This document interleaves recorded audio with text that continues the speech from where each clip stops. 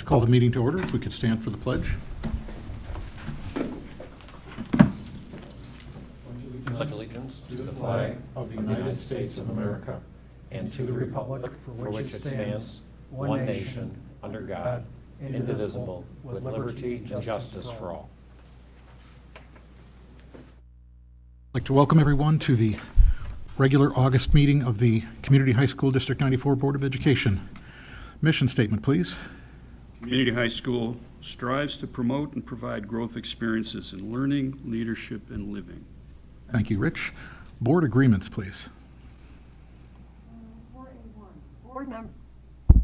Board members recognize that while we may be giving our individual opinion or stating a fact on social media, it has the potential to impact the entire board. 4A2. When promoting official district business and activities, personal use of social media should be limited to directly sharing links from the district media platforms without personal editorial or opinion. 4A3. Board members will not post rebuttals, responses, corrections to district-related social media posts. Thank you, Lynn. Roll call, please. Mr. Brown. Here. Ms. Casey Mayer. Here. Ms. DeRamus. Ms. Munoz. Mr. Nagel. Present. Mr. Sake. Present. Mr. Zuniga. All right, we do have a quorum, and that brings us to public participation. This is the portion of our meeting where any member of the public can address the Board of Education on any topic. We welcome your comments and will carefully listen to your concerns. We will not be able to engage in a dialogue during public participation, but when appropriate, we will direct the administration to follow up. Presentations are limited to no more than 5 minutes per person, with a total time limit of 30 minutes for public participation. If you wish to make personal charges or complaints against individual employees, volunteers, or students of the district, we request that you send the board your concerns in writing rather than stating those during public comment. If anyone currently present wishes to make public comment and hasn't already done so, please fill out one of the comment forms in the back of the room and hand it to someone seated at the table.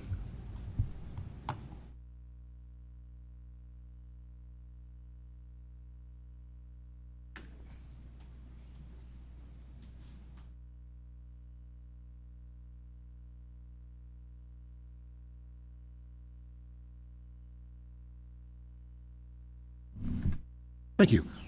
We have public comment from Julieta Alcantar Garcia. Good afternoon, pardon me. I am the president of the Bilingual Parents Advisory Council, and I'm here to express from my partners that we are excited to begin this new school year. We are also looking forward to a first meeting where we bring our Latino families come forward to have this dialogue, communication with all of you and our staff so we could commence the year new and fresh, so they can express what their concerns and needs have been, and maybe we can all come together, be that bridge of communication. BPEC wants to be that bridge of communication to recreate the trust that for some reason I feel was broken, but we do want to be that bridge to help heal and help progress for our students and for our school. Personally, I've taken this personally because I graduated here. So so I have my siblings born and raised here. It's my I feel it's like my responsibility to make sure this is the best school as it was when I graduated. So looking forward to anybody reaching out to us and to our first BPAC meeting soon. Thank you. Thank you for your comments. All right, that brings us to reports and information. Director of Business Services report. Dan, what have you got for us? I have a presentation of the FY24 tentative budget. A school budget represents the financial, operational, and most importantly, instructional goals of the school board and the district leadership. During the budgeting process, every effort was made to identify as many known revenues and expenditures as possible. As a reminder, the school budget represents only a plan, and the actual revenues and expenditures may be different than the budget. The tentative budget will be placed for public display on Wednesday, August 16th, after being presented to the Board of Education tonight. We'll return for the Committee of the Whole and answer any questions from the board regarding the tentative budget. We'll then come back to the board at the September board meeting, where I'll provide any changes to the tentative budget as allowed by state code. Well, we will then ask the board to adopt the final budget, and then we'll submit to the ISB and then to the county clerk by September 30th. The annual budget is 8 separate budgets for each of the listed funds and is prepared with the goal to ensure each fund is balanced and funds used appropriately. You'll find a separate section for each of these funds in the packet in front of you.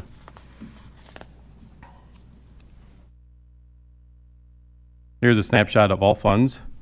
Overall, we have a surplus of $1.1 million that we're anticipating, mainly in the O&M fund and the education fund. The anticipated ending fund balances provides almost 7 months of savings. We'll now take a closer look at the operating funds.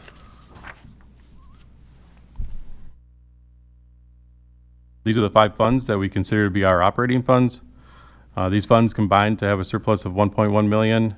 The surplus is a result of timing of property taxes being received, federal funds being received, our increase to EBF, and interest income.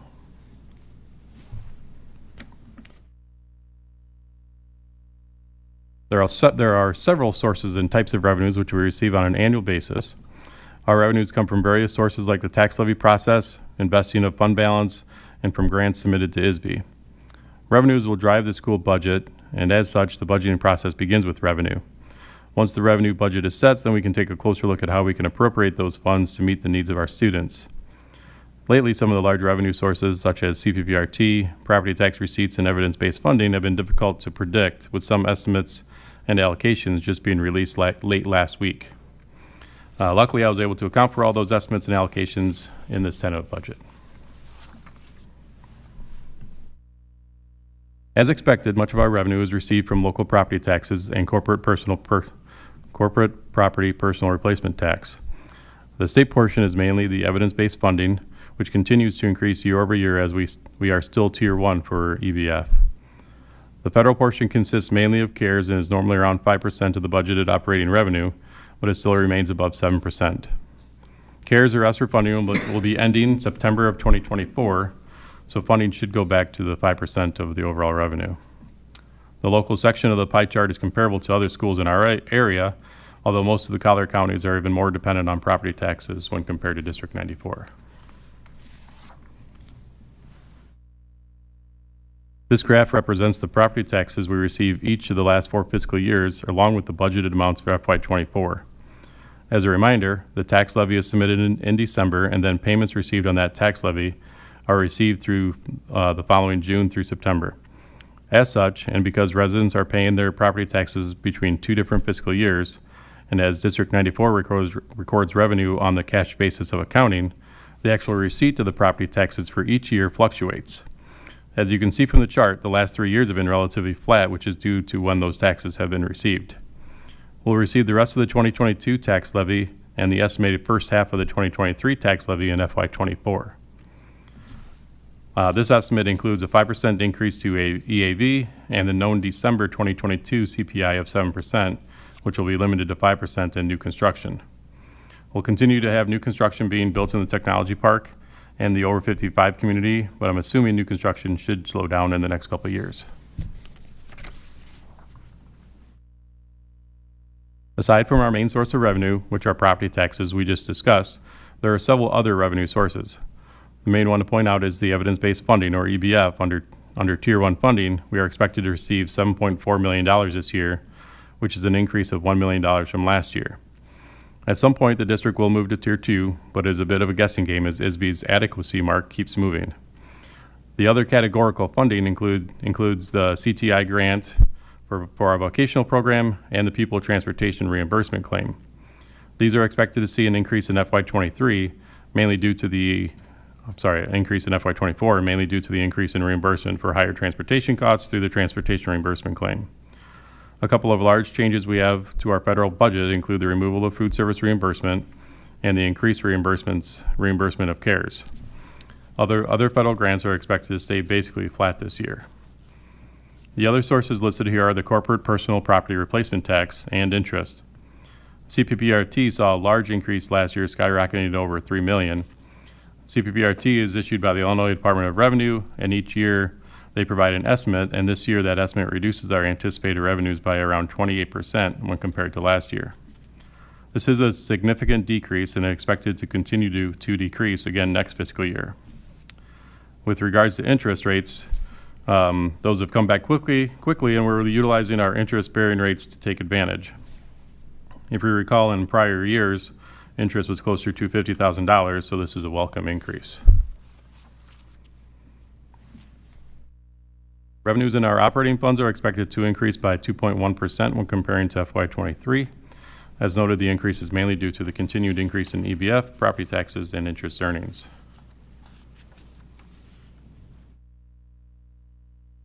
Now we'll look at expenditures. We have 8 different classifications of an expenditure per the Illinois Program Accounting Manual. As the expenditure side of the budget is prepared, the salary and benefits are calculated first, as this is the largest portion of the budget and is mostly a known expense as calculated from the collective bargaining agreements, which takes into account the salary schedule increases and lane changes. From there, discussion with department heads take place to determine the specific supplies, equipment, and software needs of the students. Educating students is a people-intensive business, so it is no surprise that salaries and benefits are the largest portion of our expenditures at nearly 60%. The purchase services and supply portions are largely made up of our transportation contract, along with software needs, maintenance and custodial supplies, and curriculum supplies. The capital outlay section includes much of the equipment and facility improvements planned. Lastly, the other section is comprised of special education tuition, which continues to increase year over year. The operating funds expenditures are anticipated to have a large increase at 8.8% due to the spending of our CARES allocation, increasing to staffing, increases to benefits, and salary along with capital improvement projects.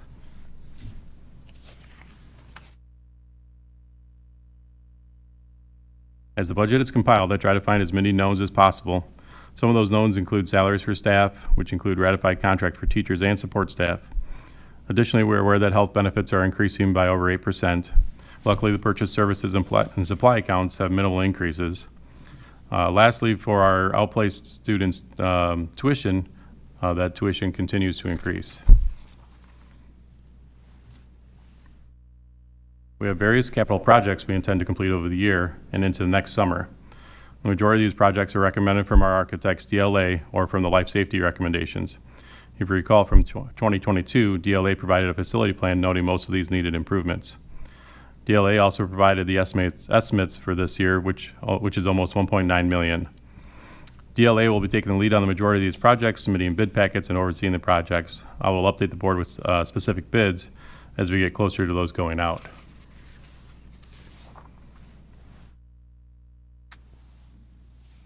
I wanted to provide an overview of the CARES or ESSER dollars that we have received and spent.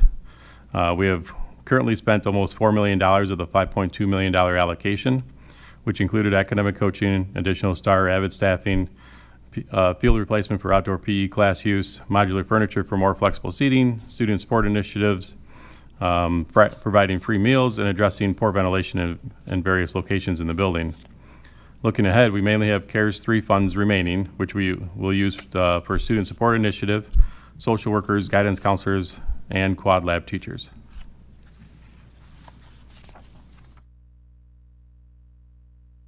Similar to any individual, a savings plan is a good part of any good financial plan. The anticipated ending fund balances at the end of the fiscal year show that we have some flexibilities for future projects and could cover any disruption in local, state, or federal revenues, which is always a good thing. The percent of expenditure numbers noted on the graph are based on the last 3 years and the average of those expenditures. If you recall from the recent facility plan that DLA presented in 2022, we still have about $18 million of projects remaining to complete, and these fund balances will help us to accomplish these projects along with those unforeseen projects that always come along.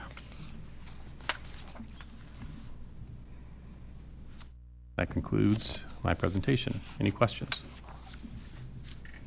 Just one very brief one. I noticed the revenues were relatively flat for 3 years, yet the expense side of it is increasing fairly significantly. Is that just a one-time anomaly, or will that flatten out? Where's that headed? I'm expecting that to continue to increase, but I'm expecting there's a lot of budgeted, planned items in the budget, and so I'm hoping that that the revenues, I think the revenues will still be able to cover in the coming years.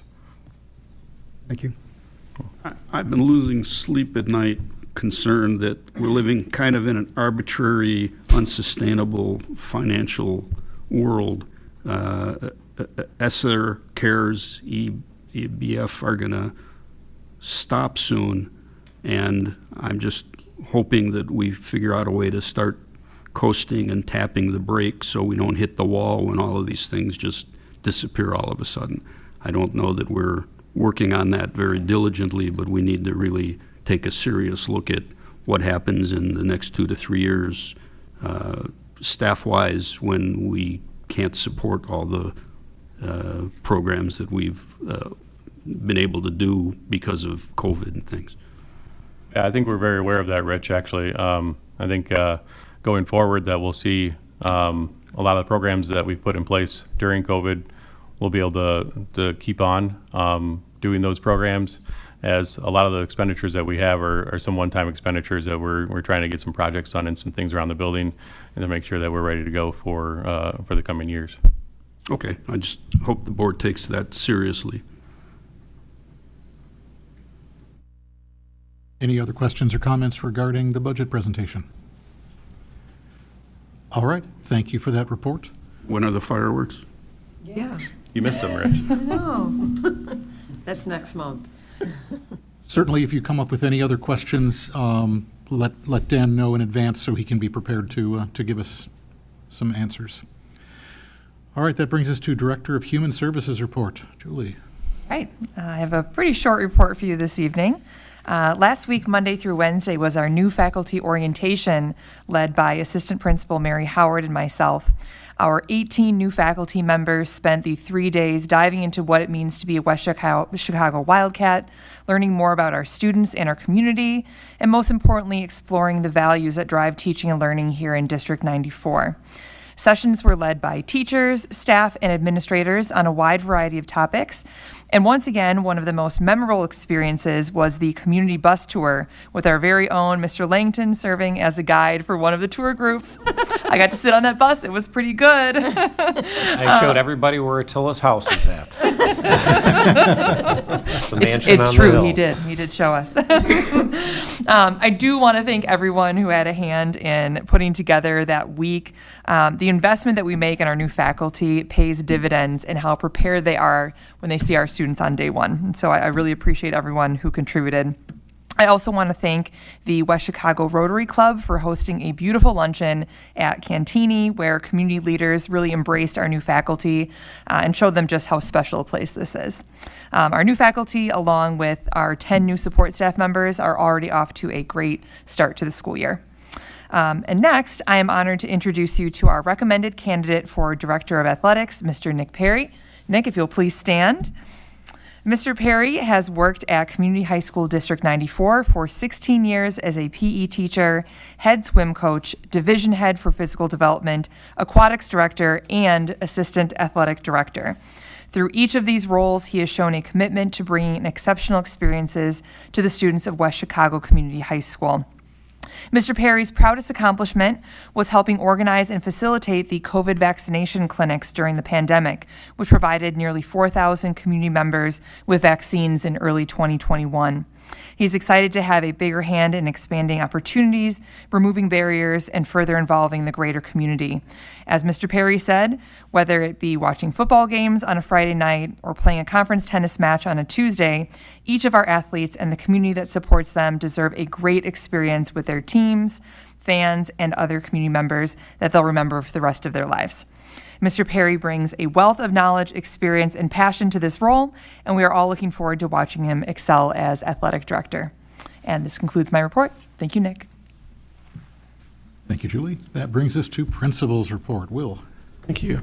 As you all know, school started yesterday, and I want to start by thanking all the staff members and board members who were in attendance at the opening day program on Thursday. I thought the speakers and performers were incredibly well received, and it really has helped us have a very positive start to the school year for staff and students.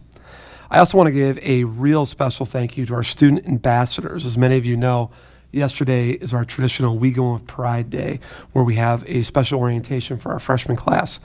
The ambassadors are the key piece to that event. They are upperclassmen, and they are in charge of escorting the freshman class around to various breakout sessions where they learn all about WeGo.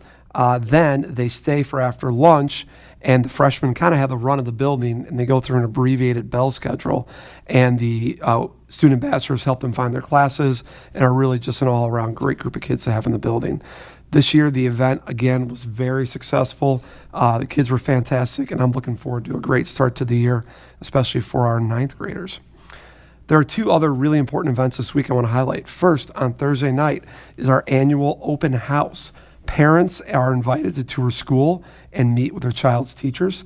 We will also have informational sessions on grading and the use of PowerSchool, and we will have various resources available for parents on a variety of topics. Also on Friday night, we host our Blue and White Night.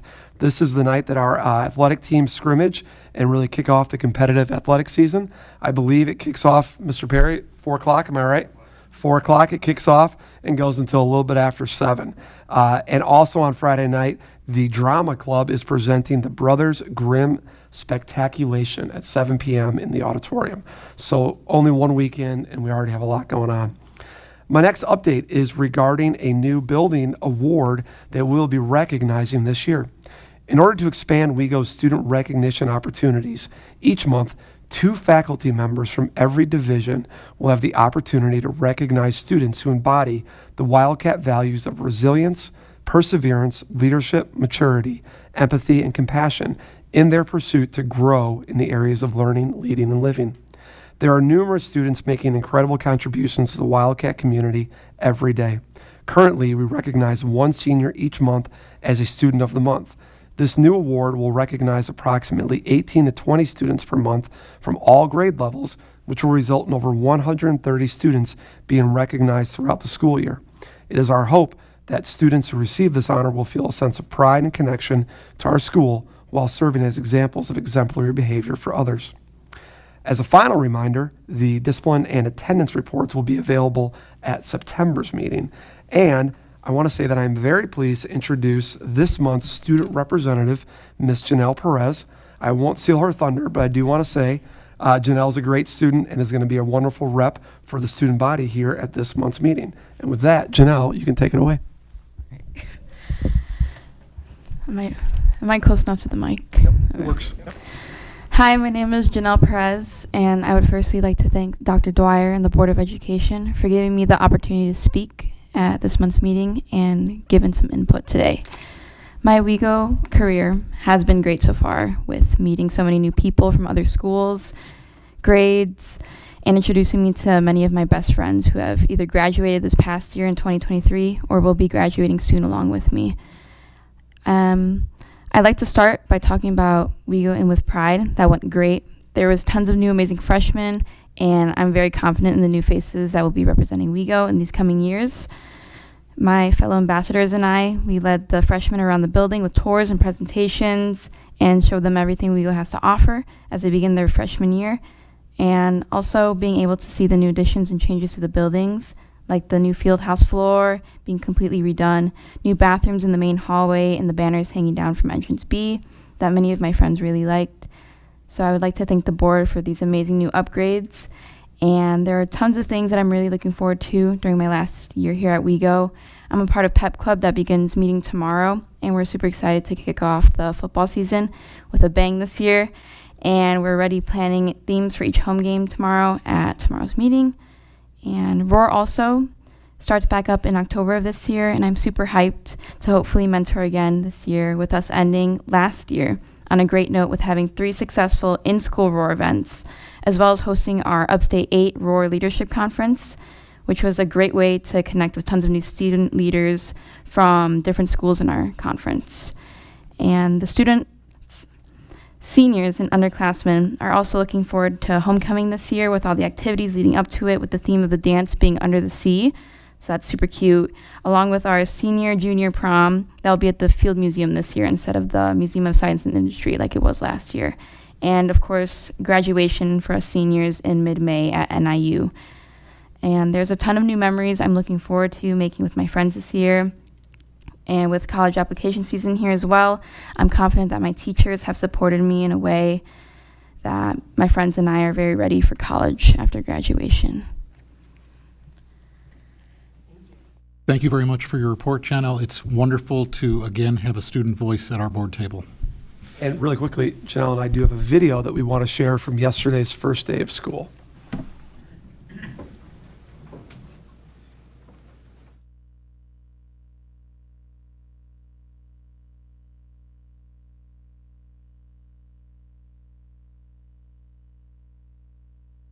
Probably. Or not.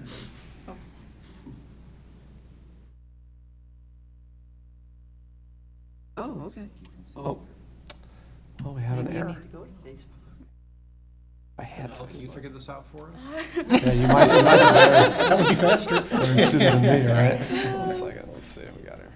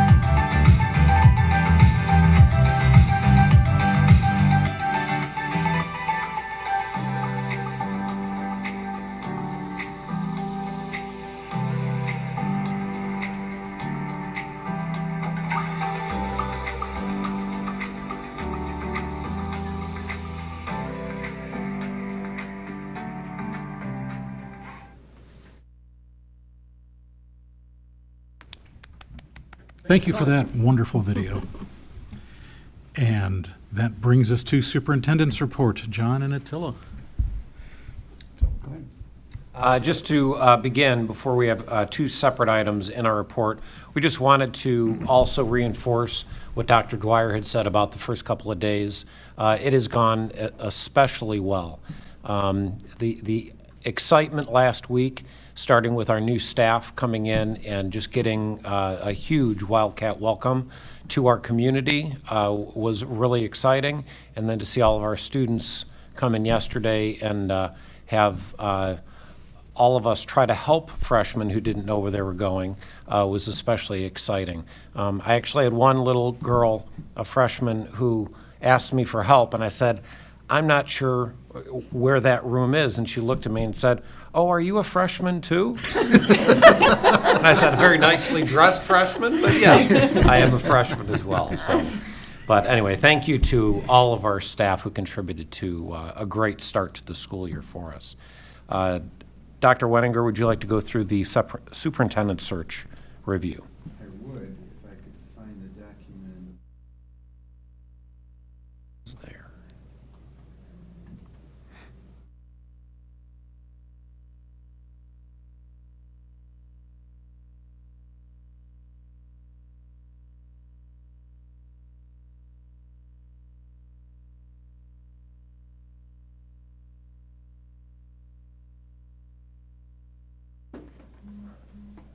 So the board asked us to develop some criteria based on board input for superintendent search firm. And we received input from 3 members of the board. And we tried to group the responses that we received for ease of reading and understanding it exactly what it is that the board was looking for. So hopefully you've had a chance to take a look at this in advance, and we are prepared to have the board reach consensus on what it is that you would like us to give to the search firms that we discussed, I believe, at the COW meeting, and to decide how many search firms you would actually like to have.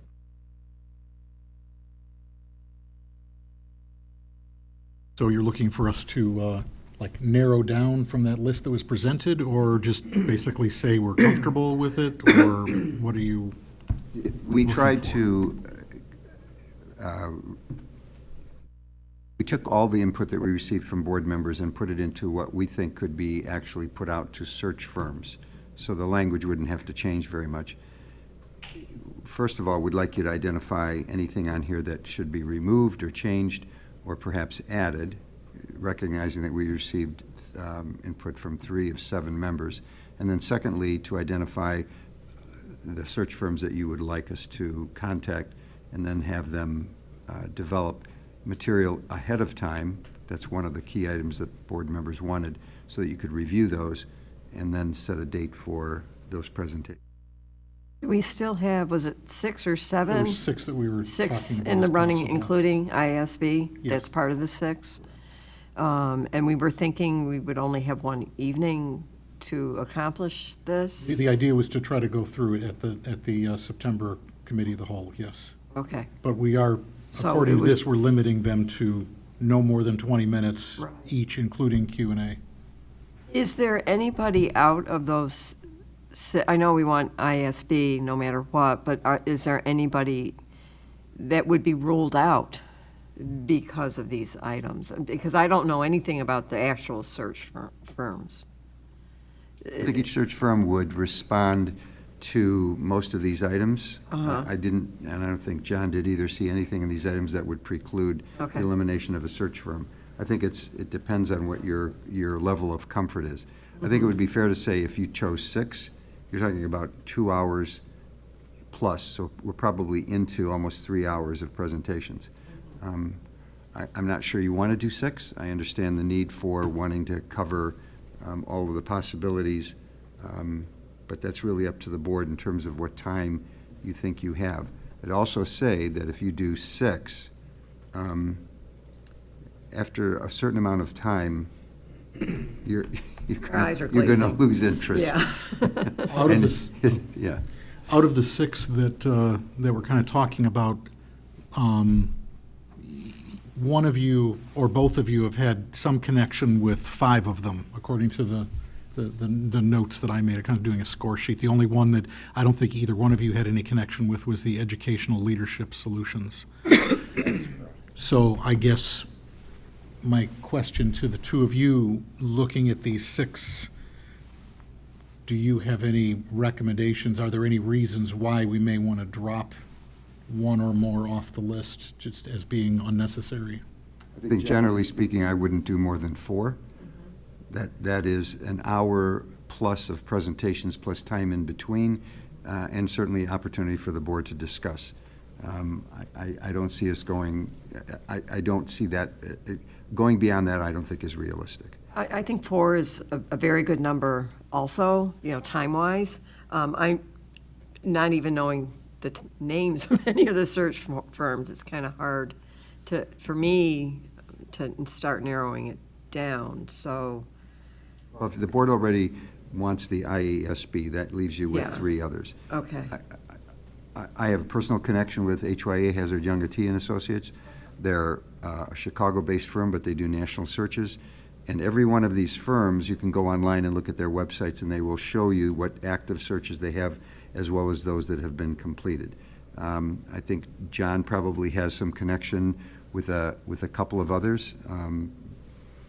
Yeah, aside from those connections, I think there are search firms out of the 6, I think there are probably 4 search firms that have primarily done a lot of business with boards of education in the Chicagoland region. And so, in my opinion, it would be pretty easy to narrow it down to those 4. Rather than doing that publicly, and I don't think that that is a necessary component, what I would ask, and I have an idea, would you be comfortable with Attila and I speaking privately with Bob in the next 24 hours, and then making recommendations to him, and then we can come back to you informing you who those 3 or 4 should be, because this doesn't require a board vote. I think as the board president, Mr. Brown can act on behalf of the board, just saying, how about if we move forward with these 3 or 4, and then Attila and I, the rest of this week, we can spend time contacting those firms and letting them know the date, knowing them what the expectations are, and we can go ahead and get them scheduled, because we're about 3 weeks away from that committee of the whole meeting in early September. So I do think that we should do that in a timely fashion. And that's the evening we plan on doing the presentations, correct? That's At what the Bob committee had of the said whole. That was the Okay. suggestion, Yeah, is that just we refreshing do- my memory. do the presentations at the committee of the whole meeting, and then we've got a little time to think that through, and then at the September regular meeting, make a decision on which firm so that we can start those wheels moving. In terms of thinking about differences or why we may want to pick one versus another, I was also trying to look at recent history of those search firms connected with this district. I know HYA was used by this district in 2008 to hire Superintendent Ponce, and so that may be a reason why we would want to consider them, unless those of you who were there might prefer not to, based on your experiences at the time. School Exec Connect is the one that District 34 worked with when we hired Matt Rich a few years ago, and I had a very good experience with them, so I would suggest that one be one of the ones that we consider. But just throwing it out there for any thoughts, any particular search firms that people would or would not want to consider. I think probably the most important thing is the pool of candidates that they would have access to, and I would guess that all 6 probably have access to about the same 80% pool as the others. So then, second in importance would be just personalities and how easy they are to get the job done, which is hard to determine just by a pamphlet that they would send out. So I think it probably would be best in our best interest for the interim superintendents to talk to the principals and get a feel for how they approach things. Any other thoughts? Happy with your suggestion, John, to talk with Bob and you guys narrow. Then we can follow up through our weekly update on Friday, just to give you an update on that. You comfortable with that, Gary? I'd rather see more than less, personally. I'd rather take an extra half an hour if we need to and find the right firm.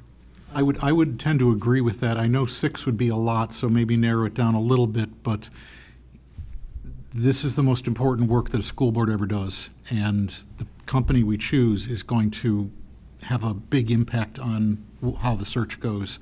So I definitely want to make sure we do our due diligence, and sometimes the board has to have a long meeting.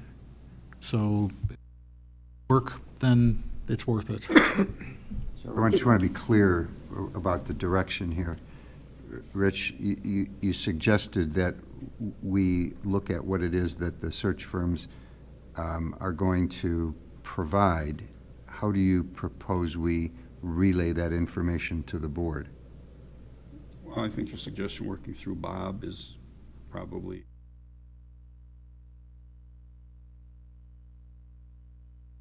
So you're suggesting some offline conversation about that based on what they're able to ascertain about the search firms? yeah, and then you could communicate with us, or you.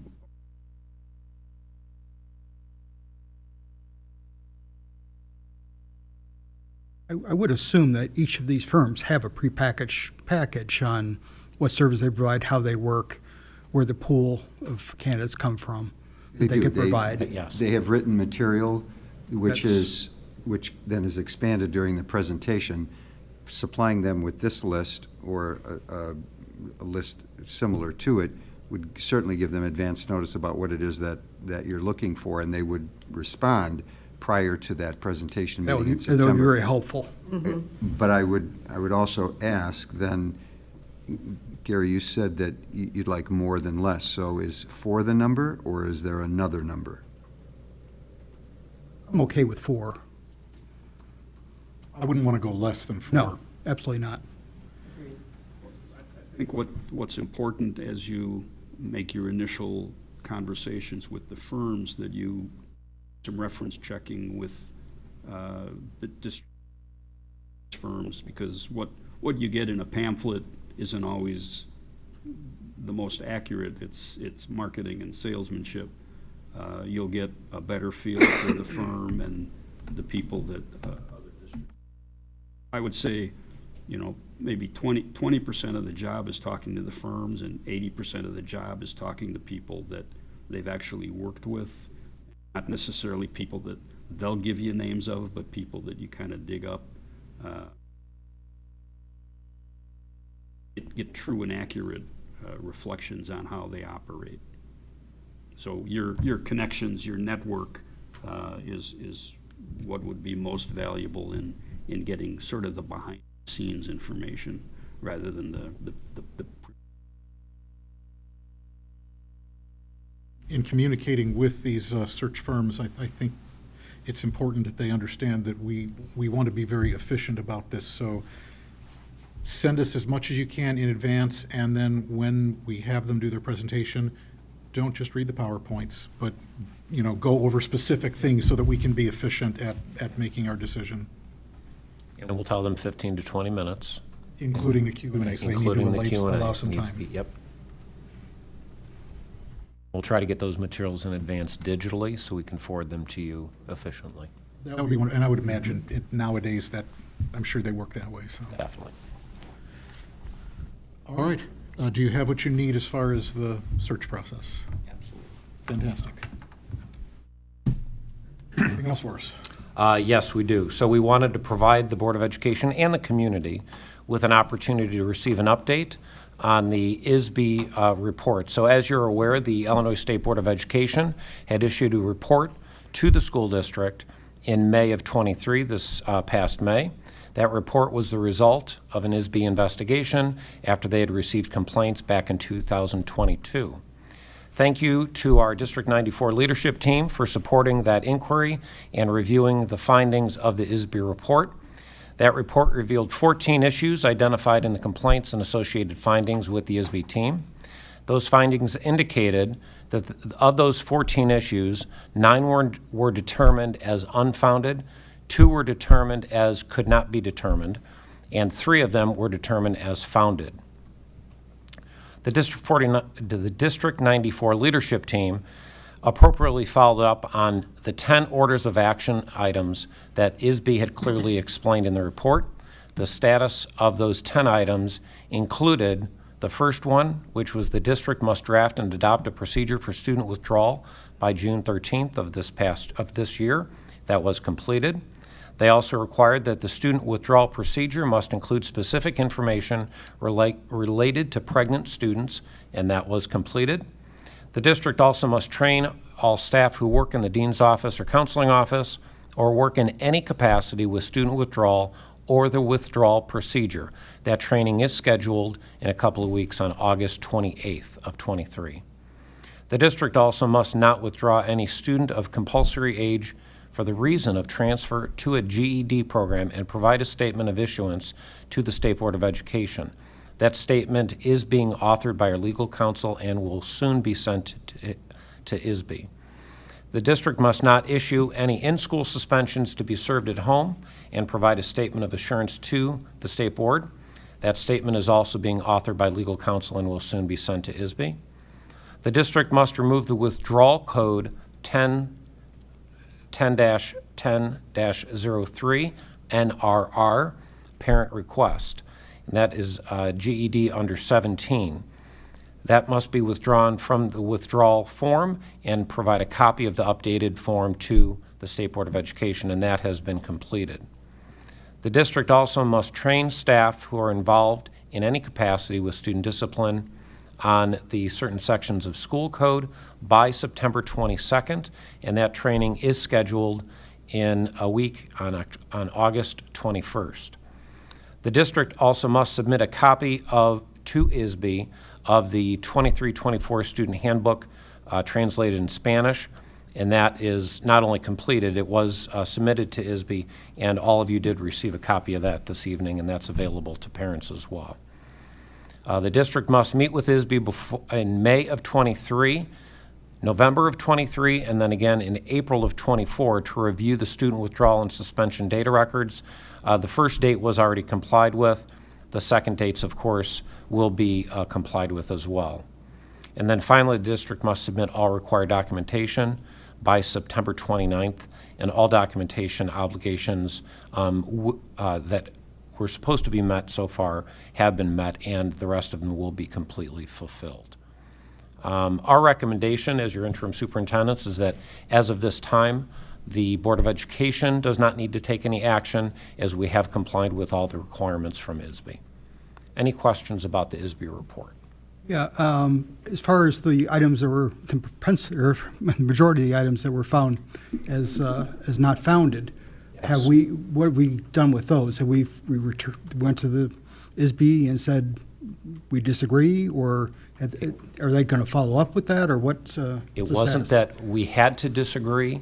When understand. upon their investigation, they did not find evidence that the district was in violation of the school code.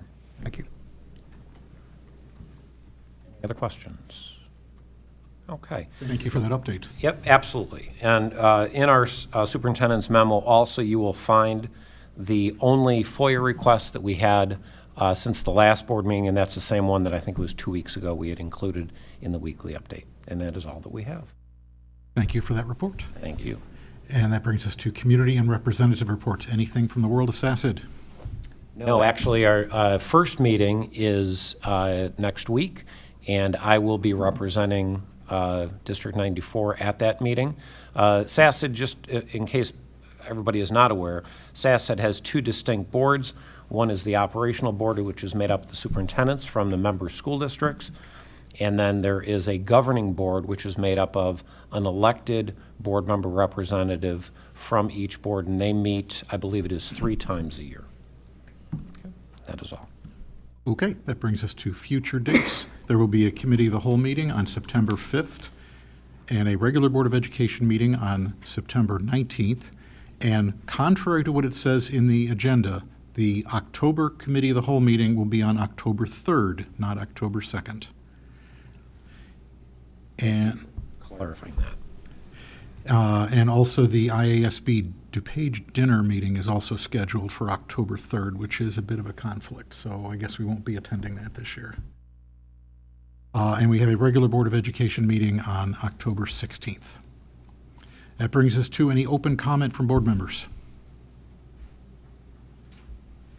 I'd like to say a big thank you to Janelle for coming to the meeting. I'm really impressed with your statement, but I'm also very glad that you're here because I think having a student representative here really brings it all home, what we are doing here and why we are here. Sometimes we kind of forget about the students, and having you here just puts it right in front of us. And so I am so happy to have you here. Thank you very much for coming.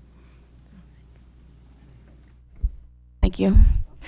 Much appreciated, and definitely thank you for staying after you gave your report and being willing to make your voice heard on other issues if there's appropriate need. So definitely appreciate that. Quick question, if the committee of the whole is October 3rd, wouldn't the board meeting be October 17th rather than the 16th?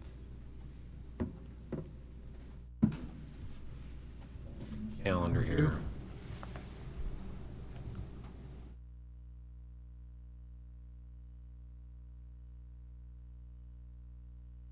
October 3rd is a Tuesday, and Right, October right. 17th is a Tuesday. Yeah. All right, so that should be the 17th. Yes, thank you for Good catch, identifying Rich. that error as well. Fortnight is a fortnight. Not on my A game this week, sorry. Oh, that's okay. I mean, you were working off the second and adding 14 days, I guess. All right, any future issues that we want to have addressed? All right, hearing none, that moves us to consent agenda. Does anybody wish any items removed from the consent agenda for separate action? Hearing none, looking for a motion to approve the consent agenda, which includes approval of minutes from the regular and closed session meetings from July 18th, from the Committee of the Whole meeting, August 1st, approval of the financials as presented and detailed in the agenda, appointing the Deos representative, appointing the SACID Board of Directors representative, the report on contracts over $5,000, and the personnel report as included in the packet. So moved. Second. Roll call, please. Ms. Casey Mayer. Aye. Mr. Nagel. Aye. Mr. Sake. Aye. Mr. Brown. Aye. All right, that brings us I to, have a question on personnel, not personnel itself, but orchestra, is that a club rather than a class, or is it both? Both. There's an additional stipend on Appendix B that's also associated with the orchestra director. Okay, so Yeah. orchestra is a class in the music department as well as a club? And Yes. different students that are not able to work that into their schedule that can be in orchestra? I guess I was surprised to see it Yeah. in two places. My understanding is that the stipend is related to the work done outside of the school day. So it would likely be the same group of students who are then participating in orchestra outside of school, and then the director is compensated for that time. probably for nighttime concerts and things like Those that. kinds of things. Yeah, and maybe Dr. Dwyer can speak to it more specifically. It's just the same setup as you see with band or choir. The club So there's is not a, a separate club that meets, it's just additional coverage for the work beyond what goes on in the classroom? Yes, Additional that is, Performances, rehearsals. that's a good way of looking at it. Yes, Rich. Okay, thank you. I never noticed that before. I'm new. Only 30 years, Rich. Yeah. So band does the same thing? Yes, As well yeah. as choir? That's right, it's built into Appendix B.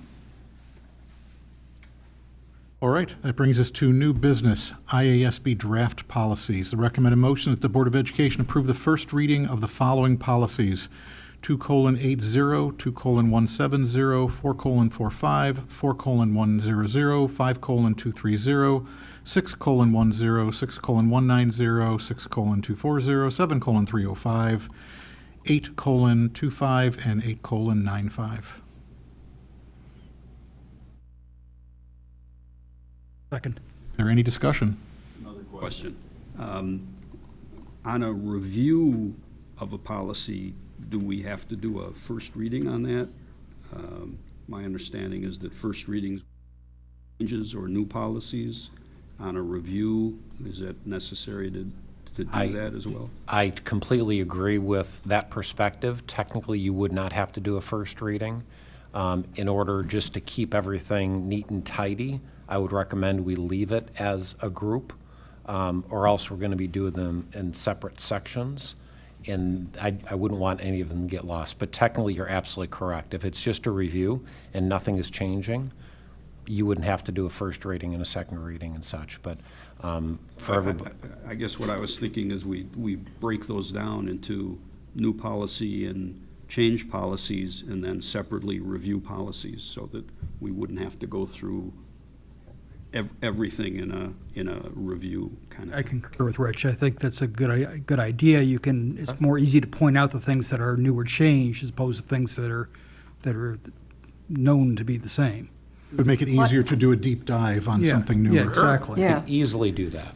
I found this very helpful. Well, the score sheet was great. Yeah. That was great. Very, very helpful. So I cannot take credit for that. Cheryl had shared that with me, that a version of that or something similar to that had been used because we didn't have the original one. We just recreated it and kind of color-coded it. But on Rich's note, let me ask if this would suffice.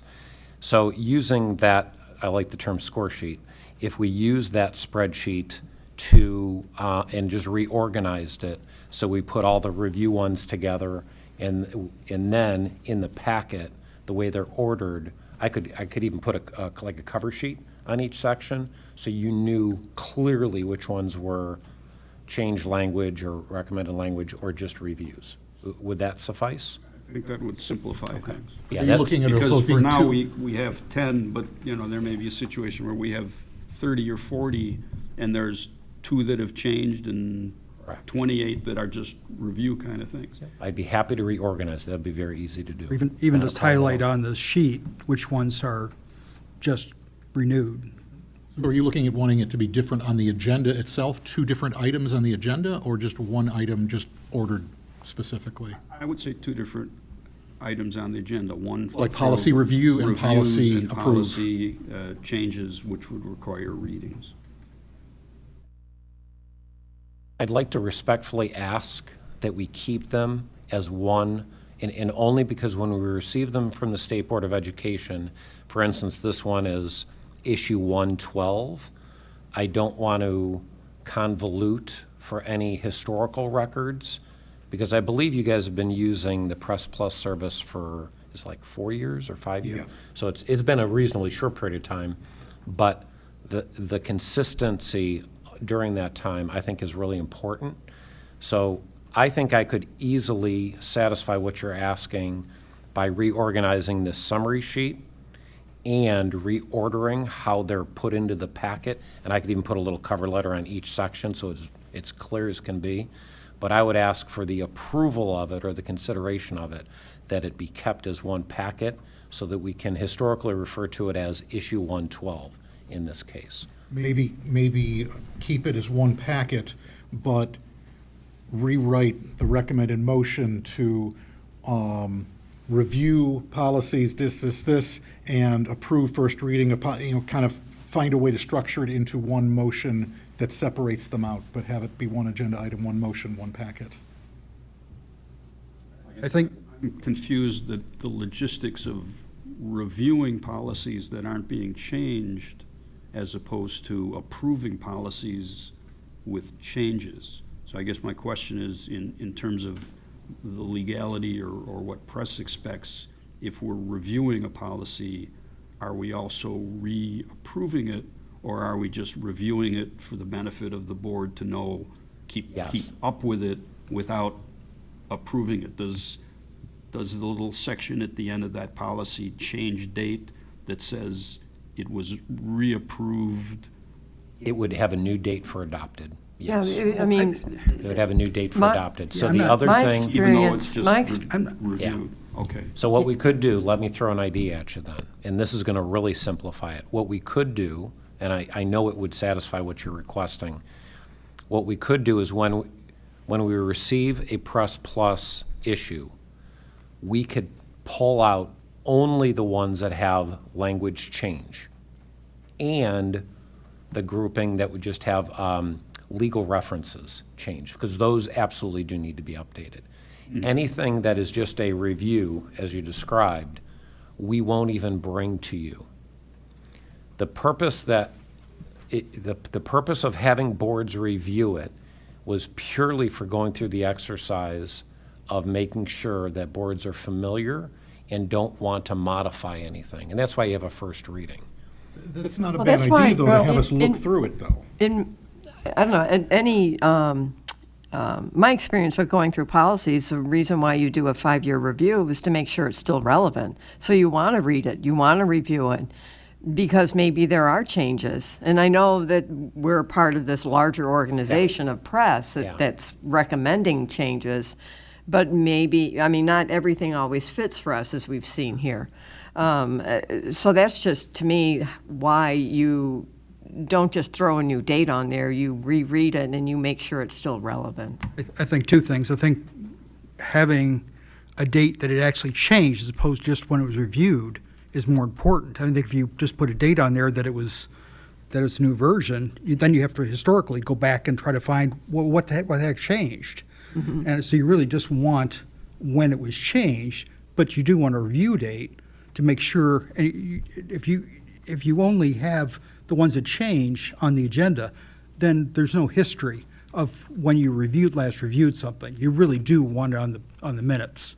So we have two dates, have the last adopted and the last reviewed. No. Well, just how we've been doing, but I may be reorganizing to make Yeah. it more simplified. Right, Gary? Is that what you're saying? Yeah, exactly. Yeah. I think you want the historical path of which ones were actually changed versus which ones were just reviewed. So, I'm not suggesting we not look at them, but my confusion is if we look at something and haven't changed it, do we re-adopt it? And how do we, like Gary said, how do you keep track of what, in this group, what did we change and what did we just roll? so let me Well, ask, That's why I think, and thank you, Cheryl, for this, it's beautiful. But that's why I think this was very handy, because it points out here, like, which one is just reviewing, and then which one has a language change. And then that one you might want to pay a little more attention to, or, you know. Yeah, well, my concern is at the end of the policy, be it changed or reviewed, what are we doing with the date? Are we saying, you know, if everything is adopted, new or reviewed, that gets confusing, and So you would you- lose track. would you prefer, Rich, for the original date of adoption to remain on there, even if you looked at it as a review and nothing changed, you'd want that original date to stay on there, is that correct? Well, I think that's the history of it. Oh, so the original date plus the date you reviewed it? Because it has to be updated with a new date, regardless. Every 5 years, it needs a new date Last reviewed.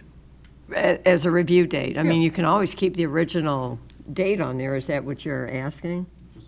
They're trying to keep track of all this stuff. Because it would be confusing to look at a policy and, oh, this says that it's got a date from 2022. What did we change back then? When really, maybe it's been in place since 2020. Yes. So that history does make a lot of sense. You don't want to lose that. So what I'm going to do, just to bring this to an end so we can move forward and satisfy what you're asking, I'm first going to contact the School Board Association and find out if it is reviewed and then approved as is, do they have both dates on there? Because if they have both dates on there, then we would be satisfying what you're talking about. That would be great if they did. If it's not, I'm going to ask if that is possible. And if it's not possible, then we can bring this back at the committee of the whole meeting and just have a brief conversation, knowing we're going to have a lot going on that night, but we can have a brief conversation to make sure that we're all on the same page. Because the ordering of it or a summary sheet, that's easy. We can do whatever your request is, but I want to make sure that the way that Press Plus has it organized and then documented does have both dates. Maybe check with Dan Boyle, too, because policies have legal implications, so we want to make sure that we're complying with all the legalities, not just with IASB. Gotcha. My problem with having a separate sheet is that's not part of the official record of the district, where this is. The summary sheet? Yeah. It's not the minutes, that's not the minutes of the board. It's not the minutes of the board, but it's in the document so that the binders, and I confirmed this past week that Cheryl does keep the historical binders of all the hard copies. It would be in there. Aren't posted online, you couldn't, No, they're not. it would be limited to very few number of people to be able to see it. The only other thing I'd ask, and if it is possible, I love the score sheet. Can that be rotated 90 degrees?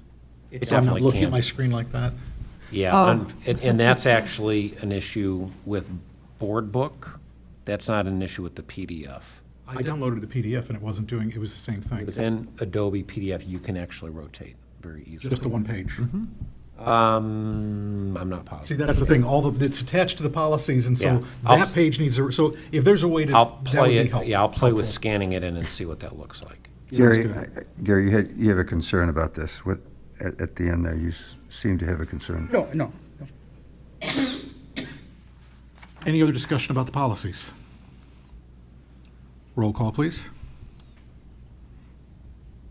Mr. Nagel. So we're taking it the way it's presented as the first reading at this point? We're trying to approve a first reading, yes. Mr. Sake. Aye. Mr. Brown. Aye. Ms. Casey Mayer. Aye.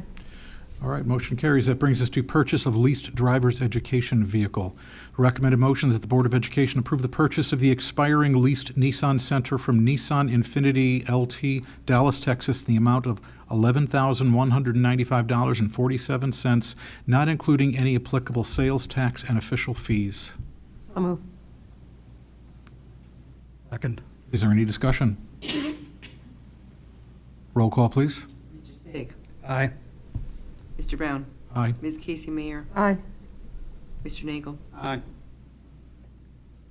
All right, motion carries. That brings us to fitness center equipment purchase. The recommended motion is that the Board of Education approve the purchase of fitness center equipment from Life Fitness in the amount of $141,128, including delivery, installation. I assume that's supposed to be and trade of current equipment, not aid in trade? So moved. Second. Any discussion? Roll call, please. Mr. Brown. Aye. Ms. Casey Mayer. Aye. Mr. Nagel. Aye. Mr. Sake. Aye.